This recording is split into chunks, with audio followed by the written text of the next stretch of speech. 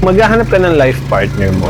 Hanapin mo yung makakasundo mo sa lahat ng bagay. Makakashare mo sa mga food trip at travel nyo. Yung tutulong sa'yo umangat at abutin yung mga pangarap mo. Yung magiging mentor or coach mo para maging better person ka. Yung mag-cheer sa'yo every time na napanghihinaan ka ng loob. Make sure na kapag pipili ka ng life partner mo, piliin mo yung align kayo ng values. Yung parehas nyo nakikita yung isa't isa sa future. At higit sa lahat, yung palaging andyan sa lungkot at saya. Kasi I'll tell you, sa decision mo pa lang sa pagpili ng life partner mo, yan yung mag-shape at magdidictate ng future mo. Tandaan nyo po, sa mga asawang lalaki, magiging asawang lalaki, kahit ilang babae pa ipalit mo sa asawa mo, walang makakapantay sa totoong pagiging may bahay. Maniwala kayo.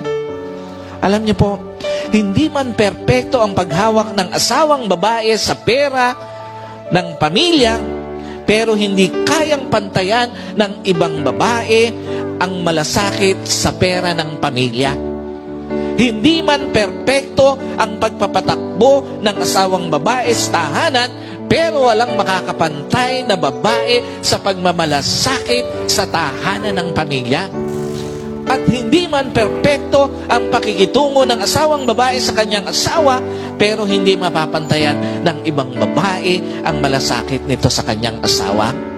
Kaya nga, sa lahat ng asawang lalaki, yung hindi perpektong asawa na meron ka, iyon ang totoong magmamalasakit sa kabuhayan ng inyong pamilya. Tandaan mo, yung asawa na binigay ng Panginoon sa iyo na hindi man perpekto, ito ang totoong magmamalasakit sa tahanan na merong kayo. Ito ang totoong magmamalasakit sa iyo at sa inyong mga anak.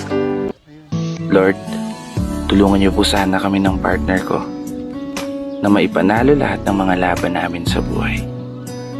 Kahit minsan, kami yung magkalaban. Ang asawa mo ang kaisa-isang babae na nagmamahal sa'yo kahit sino ka pa. Yes, mahal ka ng nanay mo dahil siya ang nagluwal sa'yo. Mahalaga ka sa mga kapatid mo dahil iisa ang magulang ninyo. Mahal ka ng mga anak mo kasi ikaw ang tatay nila. Pero ang asawa mo, iba ang level ng pagmamahal niya sa'yo. Mahal ka niyan kahit di ka niya kaano-ano. Mahal ka niyan kahit di ka perpekto. Mahal at tanggap ka niyan pati ang buong angkan mo. Kasama mo siya habang buhay sa hirap at ginhawa kahit pa hanggang kamatayan. Kaya dapat bilang asawa, ibigay mo yung pagmamahal, pagpapahalaga at respeto na para sa kanya. Palagi mong tatandaan na kapag masaya si Mrs., mas lalong masaya ang buhay ninyo.